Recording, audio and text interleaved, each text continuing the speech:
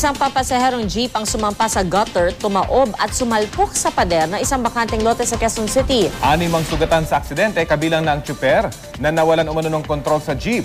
May ulat on the spot si Dante Perello. Dante? Yes, Rafi Pia, 6 nga ang sugatan matapos sumalpok ang sinasakyan nilang pampasaherong jeep kaninang mag-aalas 7 ng umaga sa Quezon City. Rafi Pia, nayupi ang unahan at gilid na bahagi ng jeep na ito matapos sumampa sa gutter sa tumaob bago sumalpok sa pader ng isang bakanteng lote. Sa inisyal na investigasyon ng Station 6 ng Quezon City Police District, binabagtas ng jeep na may plakang TVA 389 ang palusong na bahagi ng Violago Road sa Barangay Silangan nang bigla na lamang umanong mawalan ng kontrol ang driver nito.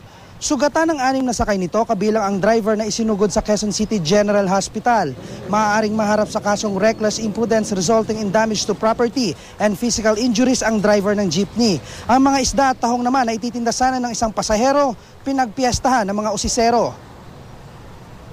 Sir, initial investigation natin. Base sa initial investigation, baka nawala ng preno yung driver at sinampa niya sa gutter at sumampa dito sa basura at tumagilid at sumampa na yung ating sasakyan dito. So allegedly baka nawala ng preno. Ito ka na makakarasundan ko yun, yung jeep na yun. Pero alam ko wala ng preno yun dahil umuugong na eh.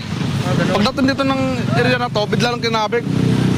Tapos bigla sa pangyayari kasi umiikot agad yung jeep niya eh. Tapos? Yun lang na nakita ko, may mga pasahero yun, may nasaktan, tinulungan ko pa nga eh. Rafi Pia, kanina ay pumunta tayo doon sa ospital para nga silipin yung kalagayan nitong mga naaksidente at doon nakita natin na nasa stable naman silang kondisyon.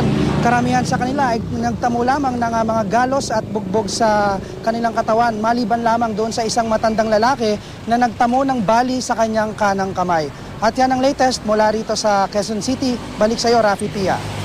Dante, meron bang maasahang tulong yung mga biktimang ito? Well, Rafi, doon sa part ng registered owner ng jeepney, yan ay pinag-uusapan pa at kasalukuyan pa rin iniimbestigahan ngayon ng pulisya. Rafi. Okay, maraming salamat, Dante Perello.